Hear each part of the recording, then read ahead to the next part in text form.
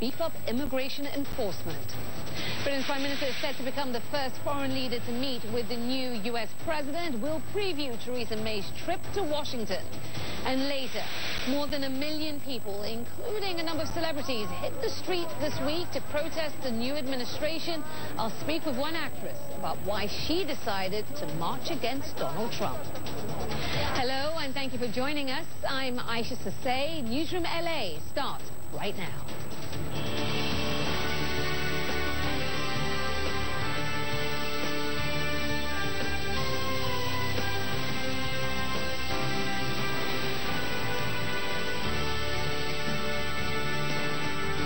Trump says the U.S. could start building a wall on its border with Mexico within months. And that's just a part of the president's sweeping plan to rein in illegal immigration. CNN's senior White House correspondent Jim Acosta reports.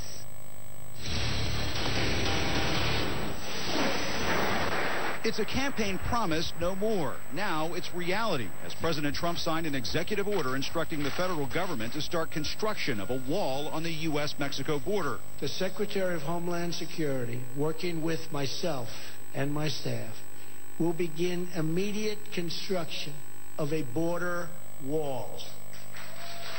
The president unveiled the executive actions during a visit to the Department of Homeland Security. In addition to the wall, the orders direct DHS to step up the identification and deportation of undocumented criminals, as well as strip away federal funding from so-called sanctuary cities that harbor undocumented immigrants. But the moves are seen as an insult in Mexico, where former President Vicente Fox has adamantly said his country will not, as President Trump puts it, pay for the wall. I'm not going to pay for that wall.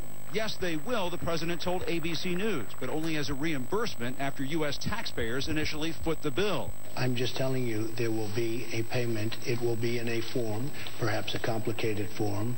And you have to understand what I'm doing is good for the United States. It's also going to be good for Mexico. We want to have a very stable, very solid Mexico. The president isn't stopping there. Next, he's expected to sign an executive order temporarily suspending the nation's refugee program and restrict visas to people entering the U.S. from what the administration calls terror-prone countries. But the White House is pushing back on reports of another executive order that would preserve the terror detention facility at Guantanamo, reconsider harsh interrogation techniques, and secret CIA interrogation sites used during the Bush administration.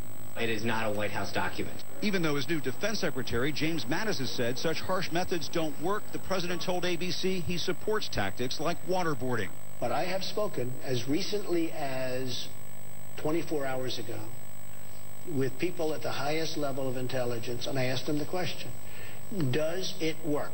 Does torture work? And the answer was yes, absolutely. Republican Senator and former POW John McCain is saying no way, warning in a tweet, POTUS can sign whatever executive orders he likes, but the law is the law. We're not bringing back torture.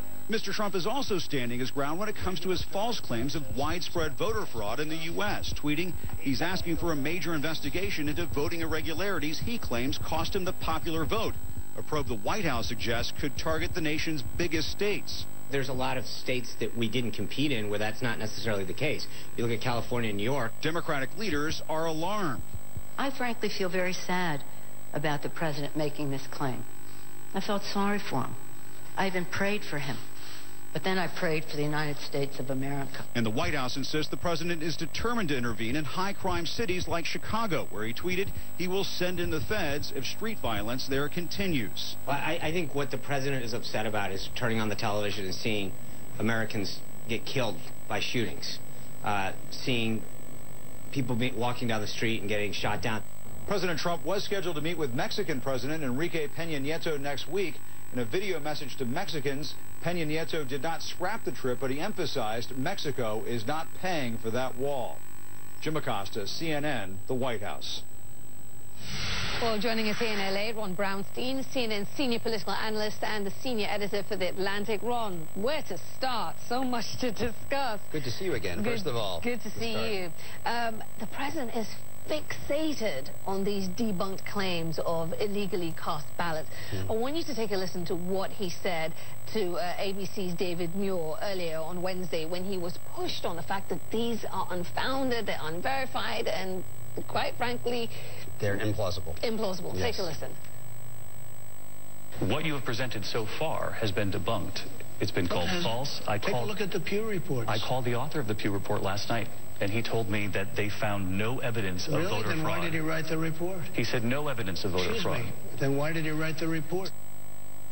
Why is he doubling down on this? First of all, there is no evidence, right? I mean, when the state of Pennsylvania under Republicans a few years ago tried to impose some of the same kind of strict voter ID rules that other Republican states have done, they stipulated in court that they could not identify a single case of voter fraud. There is virtually no in-person voter fraud in the U.S. Look, I think there are three different things converging here. First, clearly, President Trump is very sensitive to any questions about his legitimacy, whether it is relating to the Russian hack or the fact that he lost the popular vote by 2.9 million votes, more than, Hillary Clinton won the popular vote more than Jimmy Carter or John F. Kennedy. Second, I think there is a dimension of this, which also goes with the executive order today on sanctuary cities, that is really about cities. I mean, when he talks about voter fraud, what he has in his mind, that is code, I think, for African Americans in cities. And third, there is a political agenda. As we said, there are a number of most Republican-controlled states, in fact,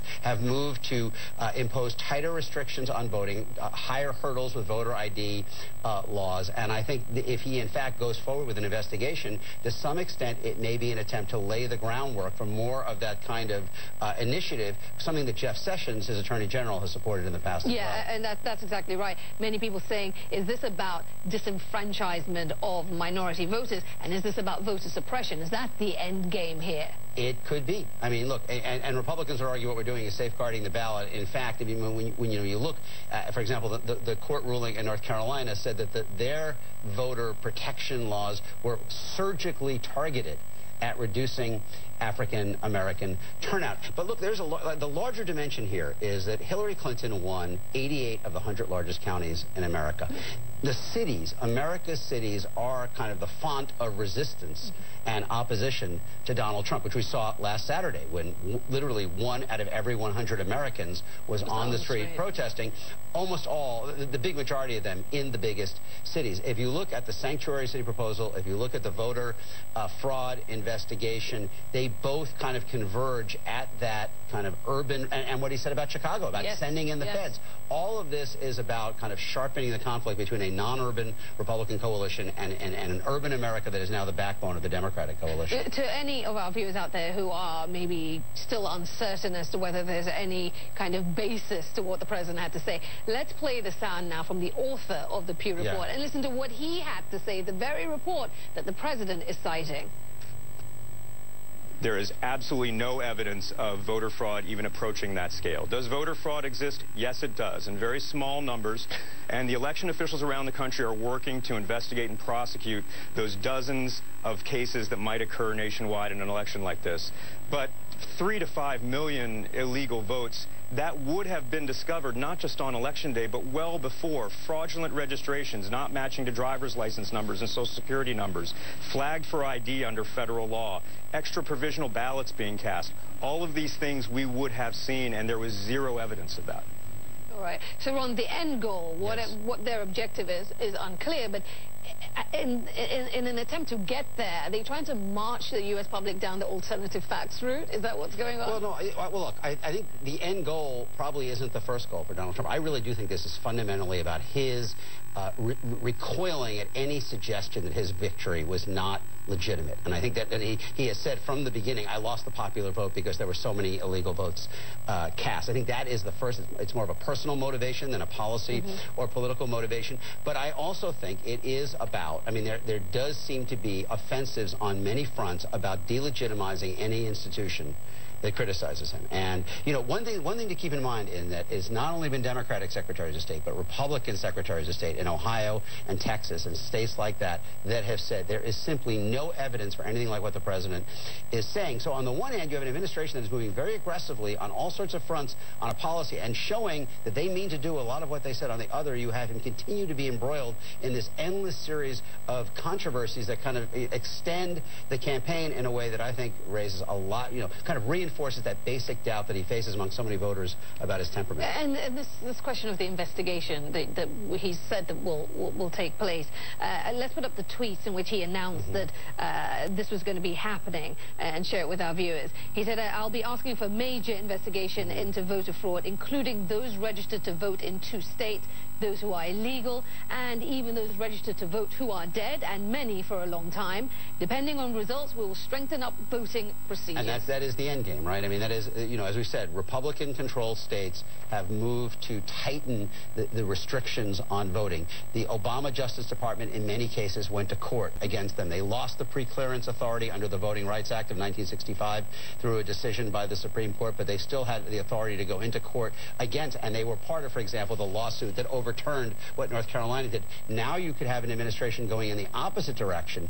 supporting and even encouraging states to tighten restrictions on voting. So let me ask you this. In terms of this investigation, first of all, in your mind, is this going to be a DOJ investigation, the Department of Justice? No one seems to know exactly what he has in mind. But if he goes down that route, people will say, is this the politicization of the DOJ? Well, certainly if the DOJ is being kind of enlisted in an effort to produce a preconceived set of facts, which no one, I mean, there's simply no evidence for that. It's not only there's no evidence, I mean, there's kind of evidence to the contrary. Would they go against the president who's publicly stated a position? Yeah, that's what, look, this is a question that goes beyond this specific. It goes to all of the intelligence disputes that he's having, you know, with the, will Donald Trump accept facts that dispute his worldview? You remember the late Daniel Patrick Moynihan, the great senator and UN ambassador, famously said, we are all entitled to our own opinions. Yes. We are not entitled to our own facts. Yeah. That is now under dispute and at risk here in the U.S. On Wednesday, the president signed an executive order, as you know, to authorize the diversion of funding for the wall, the big, beautiful wall, as he's described it, on the U.S.-Mexico border. This was a cornerstone campaign promise. We've discussed it many times here on this program. But, Ron, let's put up this poll for our viewers, the CBS poll. 59% of Americans oppose it. Yeah. Only 37.